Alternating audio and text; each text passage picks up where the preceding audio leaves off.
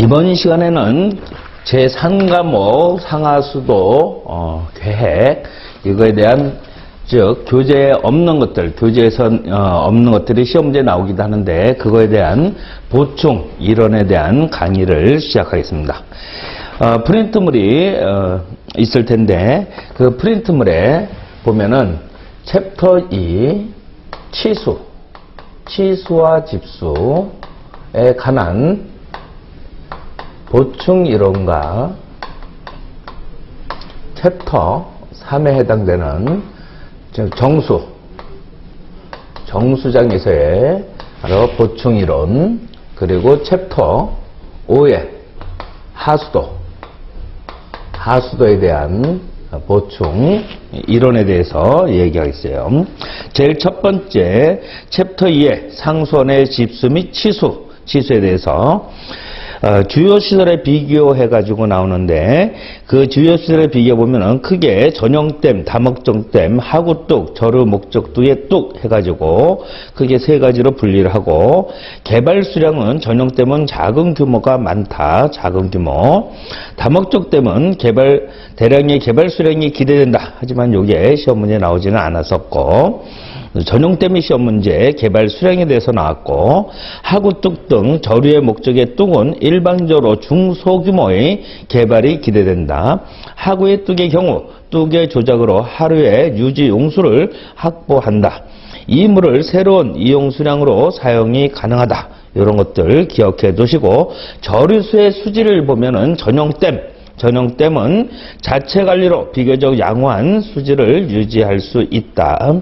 두 번째로 다목적댐보다는 하구뚝 등 저류 목적의 뚝 요거에 대해서 저류수의 수질에 보면은 하구의 뚝 경우 염소이온의 농도에 주의를 요한다. 이런 조건도 기억해 두시고 설치 지점은 전용댐은 작은 하천에 축조하는 경우가 많다. 그 다음에 하구의 뚝과 저류의 목적의 뚝에 보면 하구 뚝의 경우 수요지에 가까운 하천의 하구에 설치하여 농업용수에 바닷물의 침해 방지를 기능을 겸하는 경우가 많다. 경제성, 전용댐은 일반적으로 비교적 비싸다. 그러나 하구의 뚝 등 저류 목적의 뚝에 보면 일반적으로 댐보다는 저렴하다. 이런 것들 기타 사항도 있으니까는 참고를 해두시면 되겠다.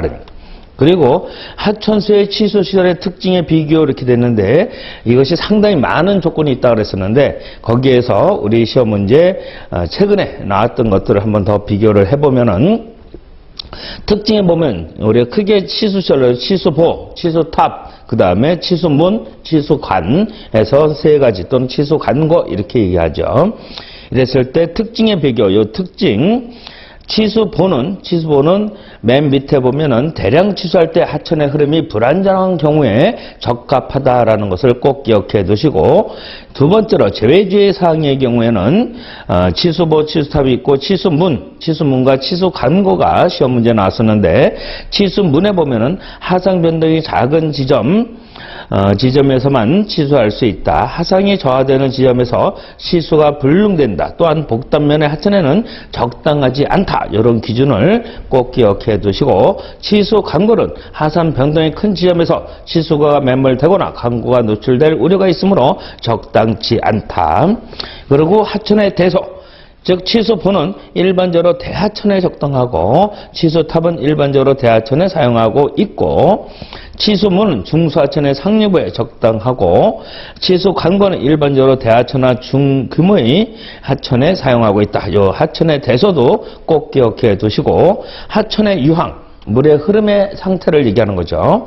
유황이 불안정한 경우에는 불안정한 경우에도 치수가 가능하다. 이건 누구? 치수보.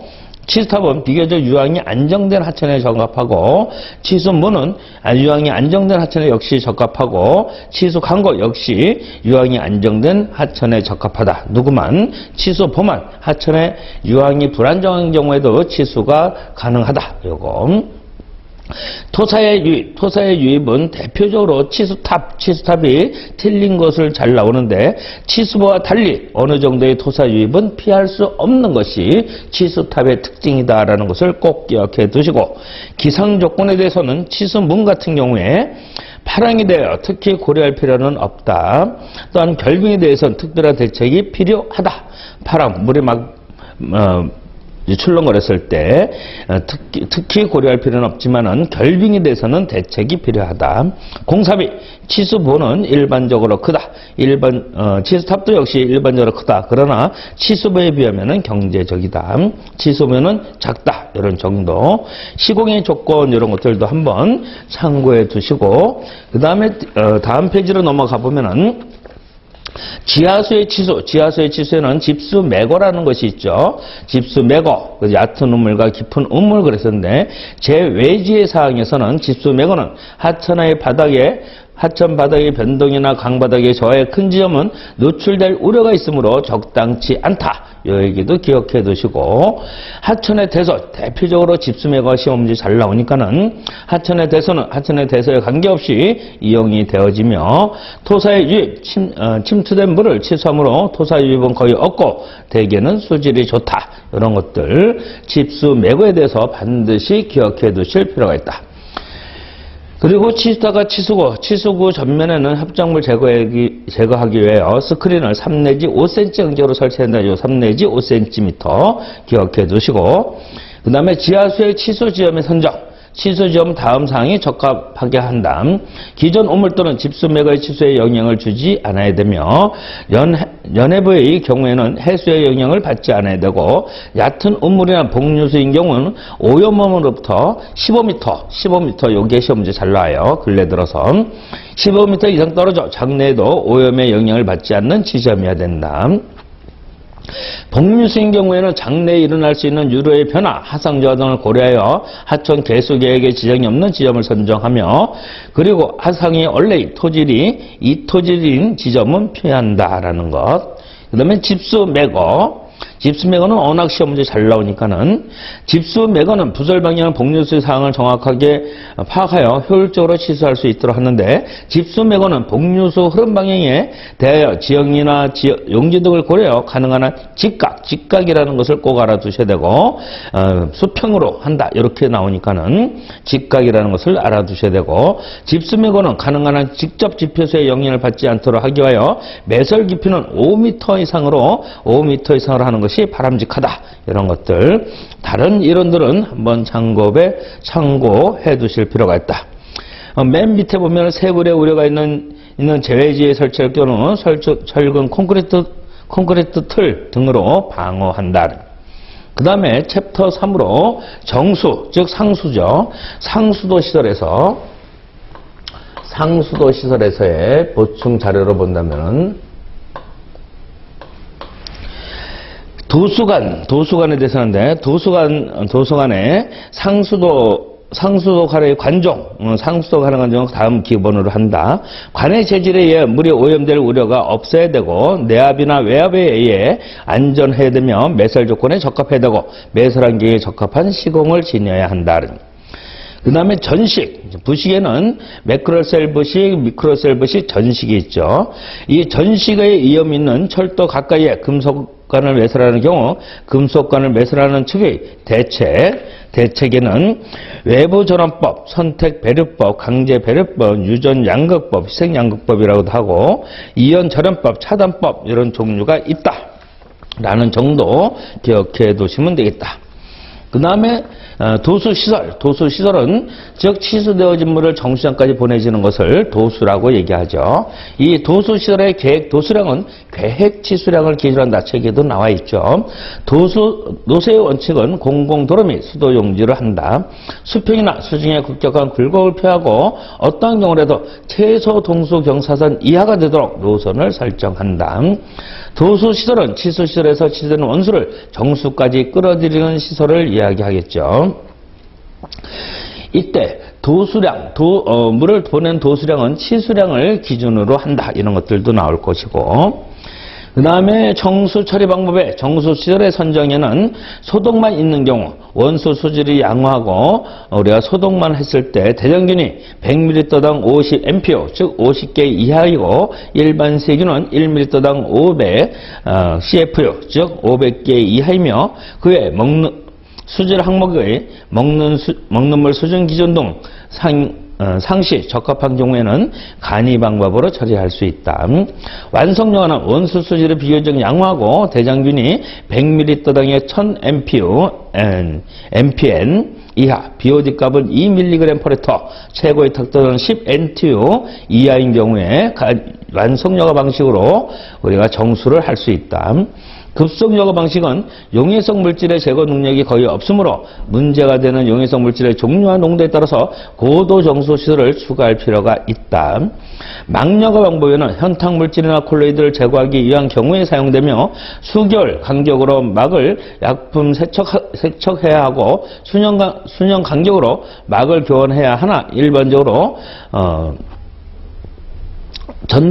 전동화나 원격 제어 등이 가능하며 유지관리에도 용이하다. 이런 것이 막여의 특징, 즉 소독이 있는 방식, 완성여과 방식, 급속여과, 막여과 방식 이런 것이 책이 없는데 이 기준들을 꼭 기억해 두셔야 되고, 그 다음에 정수시설의 계획 정수량과 시설의 능력을 보면은 계획 정수량은 계획 1일 최대 급수량을 기준으로 하고 여기에 반드시 작업 용수나 기타 용수를 고려하여 그것까지 더한 것을 고려하여 설정을 한다라는 것을 기억해 두시고, 소비자에게 고품질의 수도 서비스를 중단 없이 제공하기 위하여 정수시설은 유지 보수, 사고 대비, 시설 개량 및 확장 등에 대하여 적절한 예비 역량을 갖춤으로써 수도 시스템으로 안정성을 높여야 한다. 이를 위하여 예비 역량을 감안한 정수시설의 가동률은 75% 내외가 적당하다. 즉 75% 가지고 충분히 물이 공급될 수 있어야 되죠. 그러나 문제가 됐을 때는 그 나머지를 가지고 이용을 할 수 있다 이런 얘기죠. 그래서 정수시설의 가동률은 75% 내외가 적당하다는 것을 꼭 기억해 두시고, 상수 처리를 위한 침사지의 조건은 우리 책의 문제에서도 잘 나와 있으니까는 이것은 꼭 잘 알아두셔야 된다 그랬어요. 반드시 정수시설 또는 상수처리시설의 침사지는, 즉 우리가 얘기하는 침사지하고 틀리죠. 침사지는 무엇이다? 저기에는 폐수 또는 하수의 침사지이기 때문에 중력식을 기준하게 되면 체류 시간이 30에서 60초이고, 즉 평균 유속은 0.3m/s지만은 상수에서의 바로 표면 부하율이라든가 평균 유속이라든가 이런 조건이 다 틀리니까는 꼭 이 조건을 알아두셔야 되겠다는. 그 다음에 화학적 처리를 위한 응집시설 중 급속 혼화시설. 그래서 제일 첫 번째 기계식이라는 거. 기계식 혼화시설에 채택하는 경우 1분 이내의 체류 시간을 갖는 혼화제 응집제를 주입한 다음 급속 교반시킬 수 있는 혼화장치를 설치한다. 1분 이내의 체류 시간. 두 번째, 응집지 정수시설 내의 급속 혼화시설의 급속 혼합 방식의 종류는 이것도 시험문제 나온 적이 있어요. 가압수확선에 의한 혼합, 인라인 고정식 혼합, 수류식 혼합, 기계식 혼합, 파이프 격자에 의한 혼합, 이 5가지 방법이 있다. 그 다음 정수시설인 응집지 내에서의 플록 형성지, 이것도 우리 챕터 3의 염수 문제에 나와 있는데, 한번 보면은 1번 플록 형성되는 혼화제와 침전지 사이에 위치하고 침전지에 붙여서 설치한다라는 것을 꼭 알아둬야 되고, 세 번째 플록의 형성 시간은 계획 정수량에 대해서 20에서 40분이라는 걸 꼭 알아두셔야 되고, 그 다음에 네 번째 플록 형성은 응집된 미소 플록을 크게 성장하기 위하여 적당한 기계식 교반이나 우류식 교반이라는 것도 밑줄 그어놓고, 이때 기계식 교반에서는 플록 큘레이터 주변 속도가 15에서 80cm/s, 우류식에서는 15에서 30cm/s를 표준한다. 이것도 같이 기억해 두시고, 플록 형성률에서의 교반 강도는 하루로 갈수록 점차 감소하는 것이 바람직하다. 꼭 기억해 두시고, 플록 형성률은 단락부나 정체부가 생기지 않으면서 충분하게 교반될 수 있는 구조로 한다. 야간 근무자도 플록 형성 상태를 감시할 수 있는 다른 장치가 아니라 조명 장치를 설치한다라는 것도 기억해 두실 필요가 있다. 다음 장으로 넘어가 보면은 정수시설의 고속 응집 침전지의 조건, 책에는 없지만은 고속 응집 침전지의 조건에 보면은 원소의 탁도는 10NTU 이상이 돼야 되고, 탁도, 최고의 탁도는 1000NTU다. 10,000NTU 이렇게도 나오니까는 동그라미 잘 씌워야 돼요. 대충 보고, 1000이구나 생각하면 안 되겠다. 10,000NTU 이하인 것이 바람직하다. 탁도와 수온의 변동이 적어야 하며 처리 수량의 변동은 적어야 한다. 표면 부하율은 40에서 60mm/min을 표준으로 하며 용량은 계획 정수량의 1.5에서 2시간 분을 계획 정수량으로 한다. 용량을 고속 응집 침전지라는 조건이 있을 때 상수를 위한 용종 공기 부상이라는 것이 있는데 플럭 형성지에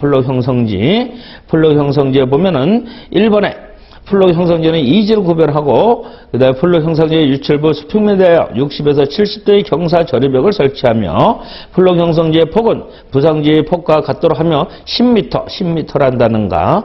그리고 교반 시간은 체류 시간, 즉 체류 시간은 일반적으로 15분에서 20분이다. 용종 공기 부상 상수 처리 시 용종 공기 부상지는 부상지 역시 최소 2지 이상이다. 정수시설인 급속여과지는 우리가 방지에서 얘기했던 것과 똑같은 것이죠. 여과 속도는 120에서 150m/day, 즉 120에서 150 큐빅미터/스퀘어미터/day다. 그리고 한지의 면적은 150m² 이하다라는 것까지 기억해 두셔야 되고, 플럭의 질을 일정한 것을 가정했을 때 여과층의 필요 두께는 여제의 입경과 여과 속도에 비례하고 균등 개수가 1에 가까울수록 입경이 균일해지므로 모래층의 공문율이 커지고 탁질 억류 증가량은 증가한다. 세립적인 모래 여과를 사용할 경우 플럭 저지율은 높지만 표면 여과의 경향이 강해진다. 완성 여과 방식.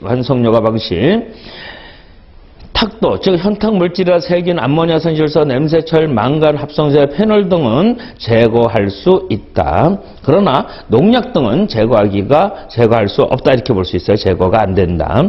특징, 작품 처리가 필요 없고 완성 여과의 정화는 주로 생물 작용에 의한 것이고 비교적 야구한 연수에 알맞은 방식이다. 여과 방식과 급속여과 방식에 비해 부지 면적이 매우 크다. 여과 속도가 4 내지 5m/day 밖에 안 되기 때문에, 즉 상대적으로 비교한다면은 완성여과보다 급속여과가 약 몇 배? 30배 정도 여과 속도가 빠르다. 똑같은 유량을, 즉 처리 수량을 얻기 위해서는 여과 면적이 무려 30배나 크게 만들어야 되기 때문에 결과적으로 부지 면적이 30배 이상 필요하다. 이런 얘기죠.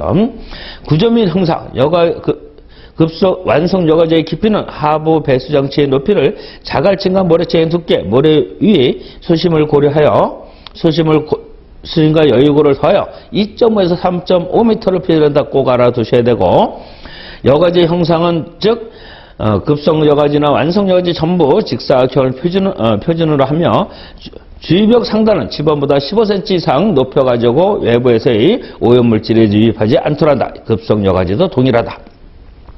한 냉지에서의 여과지의 물이 동결될 우려가 있는 경우 공중에서 날아드는 오염물의 우려가 있는 경우에는 여과지를 복귀한다.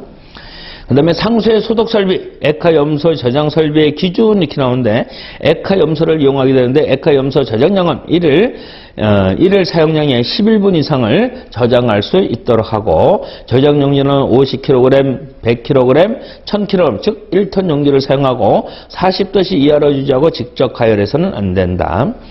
저장도는 2기 이상을 하고 온도는 10에서 35도씨를 유지하고 습기가 많은 장소를 피하고 외부로부터 밀폐시키는 구조로 한다. 막여과법을 정수 처리에 적용하는 주된 선정 이유는 막여과법, 응집제를 사용하지 않거나 또는 적게 사용하고 막의 특성에 따라 원수 중의 현탁물질 콜로이드 세균류, 크립토스포리디움 등 일정 크기 이상의 불순물을 제거할 수 있고, 부지 명령이 종래보다 적을 뿐만 아니라 시설의 건설 공사 기간도 짧다. 이 조건도 꼭 기억해 두시고, 정기 점검이나 막의 색품 세척, 막의 약품 세척, 막의 교환 등이 필요하지만 자동 운전이 용이하고 달인 처리법에 비하여 일상적인 운전과 유지 관리에서 에너지를 절약할 수 있다. 이런 특징들 기억해 두시면 되겠다.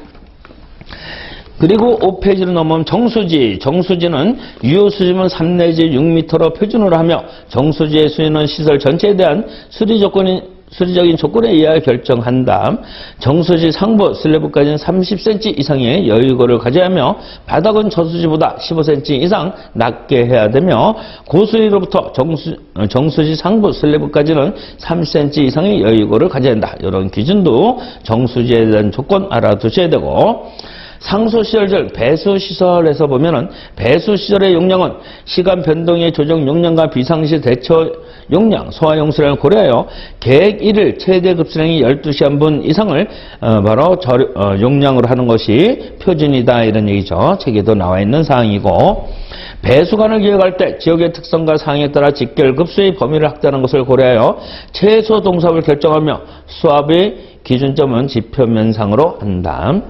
배수 본관은 단순한 수지상 배관으로 하지 말고 가능한 한 상호 연결된 관망으로 구성한다. 즉 격자식이라고 얘기하죠. 배수지의 경우 급수관을 붕괴하는 지점에서 배수관 내 최대 정수압은 700kPa, 약 7.1kg/cm의 제곱을 넘지 않더라고 최소는 약 150kPa 정도 되죠. 그래서 최소는 150, 최대는 700kPa 이렇게 되는 것이고, 고도정수 처리파에서의 조류의 제거를 하기 위해서는 불용해성 성분, 망령화 방식, 마이크로 스테너, 부상분리 이런 것으로 제거할 수 있고, 그 다음에 급성여화 방식 중에서는 2단 응집, 다층여화 등의 대응 방법이 있다. 정수시설 내에서의 조류를 제거하는 방식 역시 약품 처리 후 침전, 즉 염소제나 항상구리, 그 다음에 여과, 마이크로 스테너나 다층여화 방법으로 조류를 제거할 수 있고, 정수실에서의 불소를 제거하는 방법에는 응집 침점, 활성 알루미나법, 골탄법, 전해법이 있다. 골탄의 주성분은 인산 3칼슘이고 불소인해석으로 제거하며, 골탄은 5 내지 10배 용량의 수나트륨 용액을 통과시켜 재생을 한다. 기타 오염물질, 생물의 처리 방식 중 수중에 고정된 플라스틱 소통의 접합제인 하니콤 방식이라는 게 있어요. 하니콤 방식, 그 다음에 회전하는 원판에 의한 회전 원판 방식, 입상 여제에 의한 생물 접촉 여과 방식 등이 있다. 그래서 하니콤 방식이 시험 문제 가끔 나오는데, 체류 시간은 2시간 정도라면 처리 수조의 깊이는 5 내지 7m, 손실 수도는 거의 없으며 복귀 수도는 물을 순환시키기 위해서 필요하다라는 것을 기억해 두시고, 회전 원판 방식은 한번 참고해 두시면 되고, 상수의 송수시설의 계획 송수량은 원칙으로 계획 1일 최대 급수량을 기준으로 하며, 책에서 나온 것이고, 송수는 관수로를 하는 것을 원칙을 한다. 개수로를 할 경우는 터널과 수밀성인 안고로 하며, 송수시설은 정수장에서 배수시설까지 보내는 시설을 얘기하고, 송수 방식에는 즉 자연유화가 가능하면 이것도 자연유화로 하고, 그 다음에 펌프 값이나 이 두 가지를 병용하는 식이 있다. 상수시설의 배수관의 배관은 급수관을 공공도로에 부설할 경우 다른 배설과 간격으로 30cm 이상을 확보하고, 수요지의 대진에서 가능한 한 직선 배관이 되도록 하며, 건물이나 콘크리트의 기초 아래를 횡단하는 배관은 피해야 되고, 급수관이 계거로 횡단하는 경우에는 가능한 한 계거의 아래로 부설한다. 상수시설의 급속시설 중 급속관의 접속 시 설계 기준과 고려사항, 급수관은 수도사업과 관련한 수도관 위에 수도관이나 기타 오염원이 될 수 있는 관과 직접 연결해서는 안 되며, 급수관을 방화수조, 수영장 등의 오염의 원인이 될 우려가 있는 시설과 연결할 경우는 급수관 토출구를 만수면보다, 만수위 제일 높았을 때보다 200mm, 즉 20cm 이상 높이 설치해야 된다는 요 200mm 꼭 기억해 두시고, 대변경 세척 밸브는 유효한 진공 파괴 설비를 설치한 세척 밸브나 대변기를 사용하는 경우를 제외하고는 급수관에 직결해서는 안 된다. 저수조를 만들 경우는 급수관의 토출구는 수조의 만수면에서 급수 간격 이상의 높이에 만들어야 한다. 다만 간격이 50mm 이하인 경우는 그 높이를 최소 올리 50mm로 한다. 이런 기준들. 그 다음 챕터 5에 하수도에 대한 얘기가 많이 나오는데, 하수도 우리 책에도 나오지만은 하수도 계획의 기본적인 사항, 목표 연도는 원칙적으로 20년, 상수도는 15년에서 20년이었죠. 하수도의 계획은 원칙적으로 관할 행정구역 전체, 중심이 아니라 행정구역 전체를 대상으로 하되 지역조건을 고려하여 행정경계 이해구역도 정하고 새로운 시가지 개발에 따른 하수도 계획 구역은 기존 시가지를 포함한 종합적인 수도의 계획의 일환으로 수립하며 하수처리 구역의 경계는 자연조화에 의한 하수 배제를 위한 배수구역의 경계와 교체하지 않는 것을 원칙으로 한다.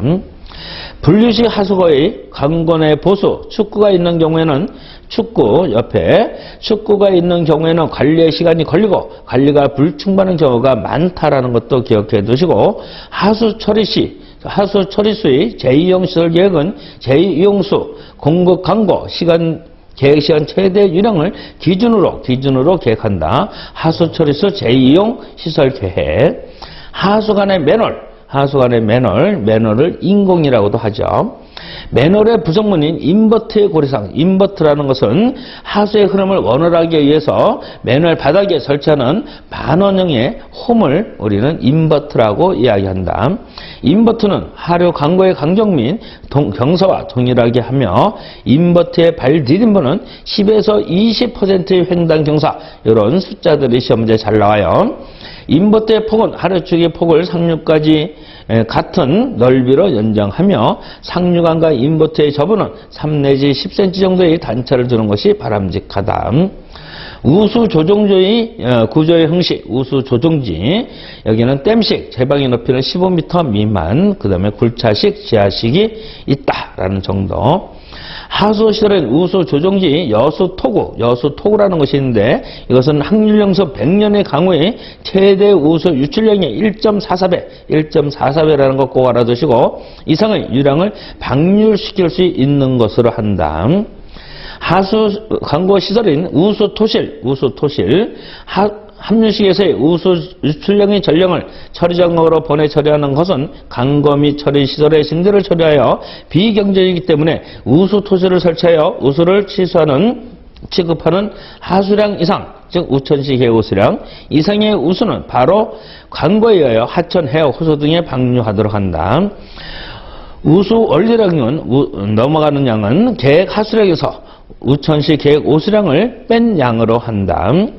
우수 토실에서 우수 원로 위어의 길이 산출식이 나오는데 즉 L은 Q를 1.8 곱하기 H의 2분의 3승이라고 되어져 있죠. 이 식을 찾는 것도 시험 문제 나왔어요. 그래서 우수 토실에서의 위어의 길이 여기에서 L의 길이가 나올 것이고 이때 Q는 우수의 원료량에서 큐빅미터 퍼 세크, H는 원로 수심에서 이어 길이 간의 평균값에서 미터의 값을 대입하면은 무엇이 나온다? 실험식으로 미터의 값이 나온다는 요식 기억해 두시고 우수 토실의 우수 유출 강구에는 소정의 유량 이상은 흐르지 않도록 한다. 우수 토실을 위에 수직 오리피스, 기계식 수동 수문 및 자동 수문, 볼텍스 밸브류 등을 사용할 수 있다. 우수 토실을 설치하는 위치는 차직 강구의 배치, 방류수 및 방류지역의 주변 환경을 고려하여 선정한다.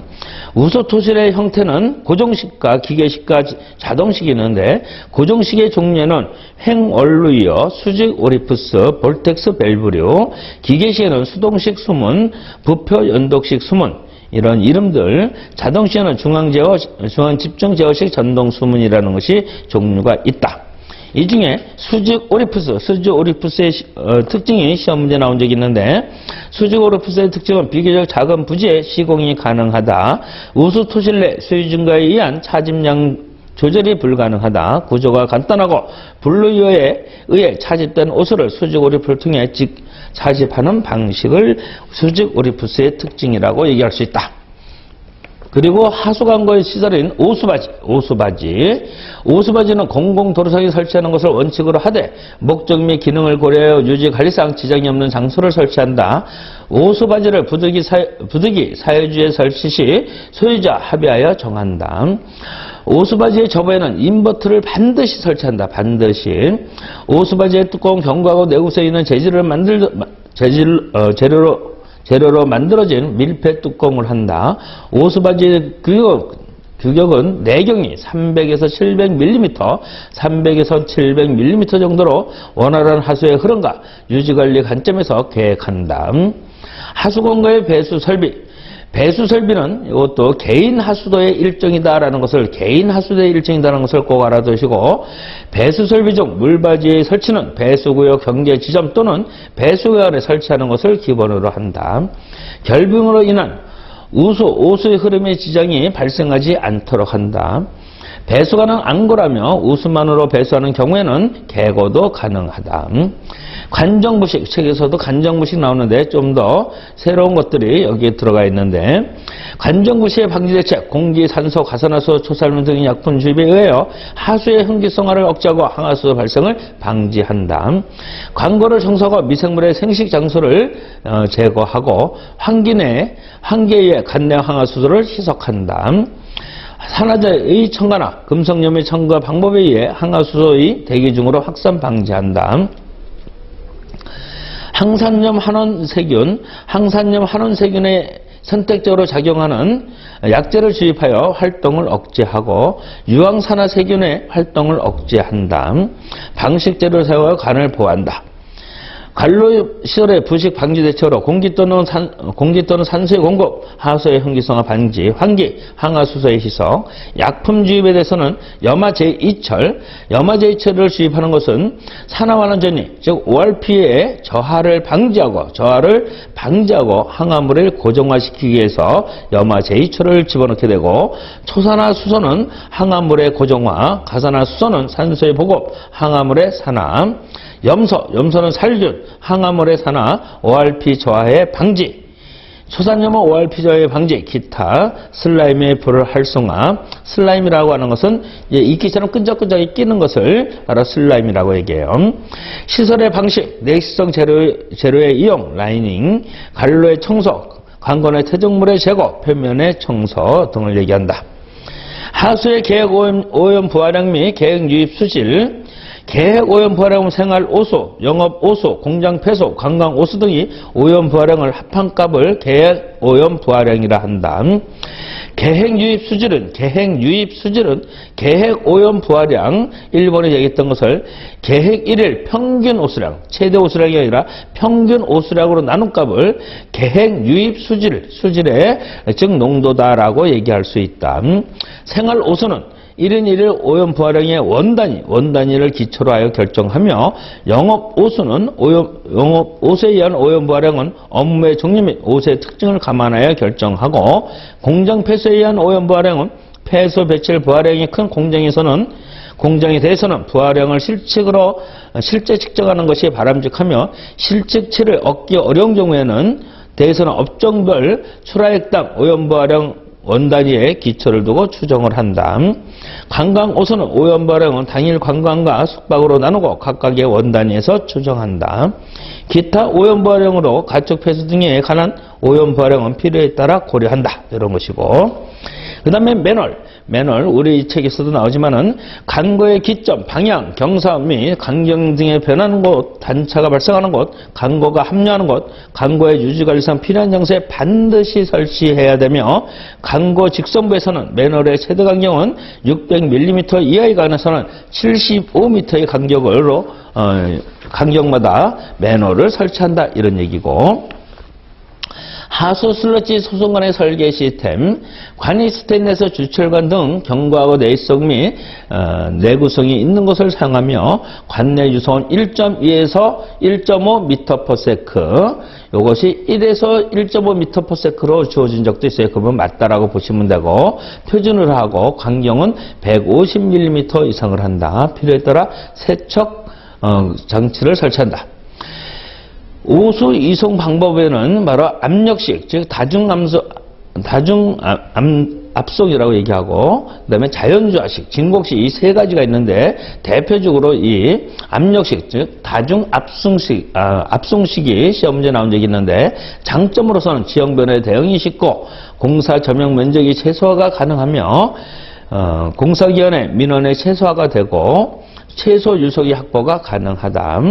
단점으로서는 저지대가 많은 경우에는 시설이 복잡하며 지속적인 유지관리가 필요하며 정전 등에 대한 비상대책이 필요하다. 이것을 보시면 되고, 하수 제2용수, 제2용수의 제한 조건에서 크게 8가지 분야가 있는데 8개의 분야. 공업용수, 일반적인 수질 기준을 설정하되 공업용수는 기본적으로 사용자의 용도에 맞춰 처리해야 하므로 산업적 혹은 세부적인 용도에 따라 수질 항목은 지정하지 않는다. 두 번째, 조경용수는 주거지역의 녹지에 관한 관계용수로 공급하는 경우 식물의 생육에 큰 위해를 주지 않는 수준이어야 한다. 다섯 번째로 보면은 시험 문제 나왔던 것만 보는 거예요. 하천 유지용수는 기존 유지용수 유량 증대가 목적이므로 수계의 자정 용량을 고려하여 제2용수의 수질을 강화시킬 수 있다. 마지막에 8번째, 지하수의 충전. 지하수의 오염물질 분해 제거율과 축적 가능성을 평가하여 영향이 없도록 공급해야 한다. 그 다음에 나오는 것들이 사실 방지 기술에서 하는 얘기지만은 그것이 어디다? 우리 상하수도에서도 시험 문제에 나오는 사항들이에요. 하수, 슬러지, 현기성 소화 가스, 포집과 저장 시설 이렇게 되는데 우리 방지 기술에서도 나오지 않는 게 이 상하수도에서 나온다는 가스 포집간의 내경은 100에서 300mm 정도로 하고 하루에 발생하는 가스 부피의 2분의 1 정도를 저장할 수 있는 용량의 가스 저장소를 설치하며 부식 방지를 위한 타락장치를 설치한다. 슬러지 소화제 지붕에 가스돔 및 가스 포집관에 안정장치를 설치한다. 그 다음에 수중형 폭기기, 수주 안에서 폭기시키는 우리가 폭기장치. 특성은 저속 터빈과 압력 튜브 혹은 보통관을 통한 압축 공기를 주입하는 형식. 장점으로서는 혼합 정도가 좋으며 단위 용량당 주입량이 크고 깊은 반응제에 적용하며 운전의 융통성이 있다. 결빙의 문제는 유체가 튀지는 않는다. 막 올라서 튀지 않는다. 단점은 기하 감속기와 송풍조가 소요되어 전기료가 많이 든다는 단점이 있다. 산소 전달 압력은 0.77에서 1.14 kg의 오토/kWh 1시간 동안에 1kW당 0.77에서 1.14 kg의 산소를 전달할 수 있다 이런 얘기죠. 하수처리의 2차 침전지 유효수심은 2.5에서 4m를 표준으로 하며 2차 침전지의 고용부하율은 40에서 125kg/sm 대의로 한다. 침전 시간은 계기를 최대 오수량에 따라 정하며 일반적으로 3시간에서 5시간으로 하며 수면으로부터의 여유고는 40에서 60cm로 한다라는 것을 기억해 두시고, 부상식 농축조. 부상식 농축조는 항상은 원형이나 사각형으로 하며 농축조의 수는 원칙적으로 2조로 한다. 고용부하율은 100에서 120kg/m의 제곱 대의로 한다. 그거는 빼면 되고 100에서 120kg/sm 대의를 표준한다. 깊이는 4에서 5m를 표준으로 한다. 호기성 소화제. 형상은 직사각형 또는 원형이며 원형 바닥 기울기는 10에서 25%로 되게 한다. 우리가 흔히 침전지에서는 100분의 8 이렇게 되어졌는데 여기는 퍼센트로 나와 있어요. 아직까지는. 소화제의 수는 최소한 2조 이상으로 한다.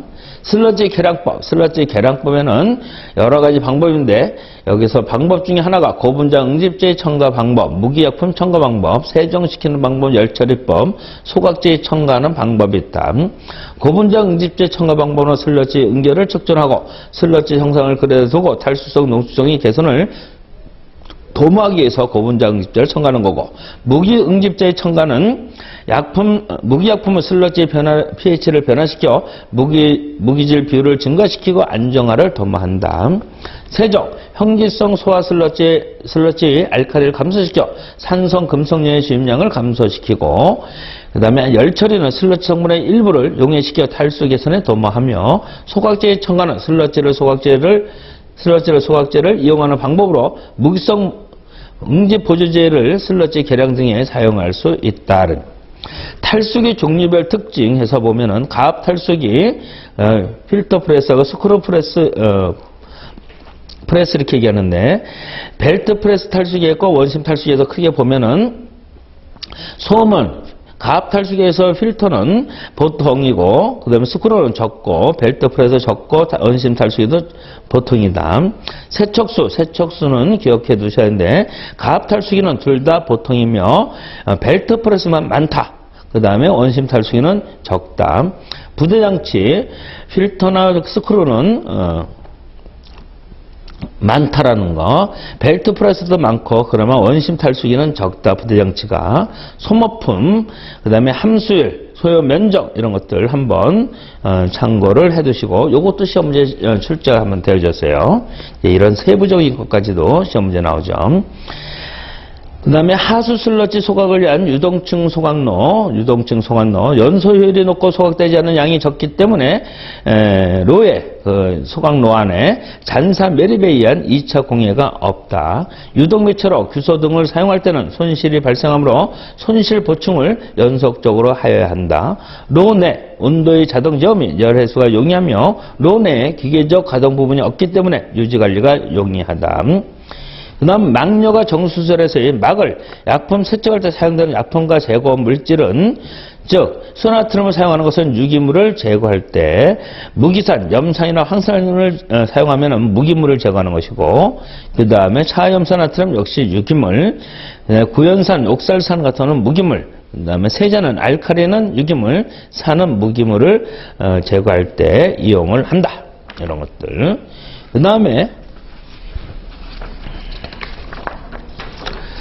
마지막 페이지에 보면 해수의 담수화의 방식에는 상변화 방식과 이제 상불변 방식이 있죠. 상변화 방식에 증발법과 결정법이 있는데 세 개도 있죠. 증기압축법, 투과기압법, 다단프레시법, 다중효율법, 요 종류.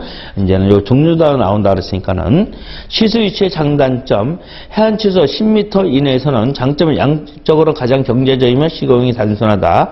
단점은 기상 변화, 해저에 대한 영향이 크고 계절별 수질, 수온 변화가 심하다.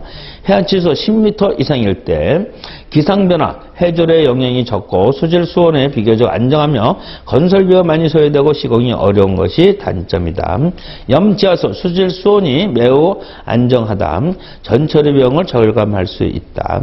지역적인 영향을 받고 양적인 제한을 받는다. 역삼투 시설, 해수의 담수화 시설에서 생산된 물은 pH나 경도가 낮기 때문에 필요에 따라 적절한 약품을 주입하거나 다른 육지 물과 혼합하여 수질을 조정한다. 막모드름, 플러싱과 약품 세척 등을 조합하여 세척하며 장기간 운전 중지하는 경우 막보존으로 중아응산화탄 등을 사용한다. 고압 펌프를 정지할 때는 드롭백에 대체하기 위하여 필요에 따라 드롭백 수조를 설치하며, 고압 펌프는 효율과 내의성을 좋은 기종을 하며 그 형식은 시설 규모 등에 따라 선정한다. 이런 특징들, 여기에 대해서 뭐 세부적으로 쭉 설명할 것도 사실 있지만은 그런 것이 필요한 것이 아니라 여기에서 어떤 것들이, 이런 글들이 장점이고 단점이고 이런 것들 해가지고 실제로 문제를 풀 때 그것을 통해서 요것이 맞구나, 틀리구나, 이런 정도 여러분이 자꾸 문제를 풀면서 그거를 아는 것이 훨씬 더 낫기 때문에 구차하게 막 설명하지는 않았어요. 즉, 지금 여기에 추가되어진 사항과 그리고 대부분 요 추가되어진 사항, 그리고 또 책에서 있는 문제지만은 좀 중요한 문제 해가지고 요 다음 시간에 약 208문제, 사실 중복되는 문제도 있지만은 208문제에 대해서 여러분들이 제가 풀이를 하나하나씩 해놓을 테니까는 그거는 반드시 여러분들이 해보셔야 되는 문제 중에 하나예요. 다음 시간에 이 문제에 대해서 하나하나씩 아마 저기 그 동영상 보는데 보면은 다운받을 수 있게끔 이렇게 해놨을 거예요. 이것을 가지고 문제는 꼭 다운받아가지고 풀어보셔야 된다. 아주 208문제는 달달달달 여러분들이 요거는 답이 요거구나 이런 식으로 알아두시면은 시험 보는데 아주 큰 도움이 될 거예요. 자, 보충에 대한 거, 즉 상수도 하수도에 대한 보충 이론은 수업은 여기까지 하도록 하겠습니다. 수고하셨습니다.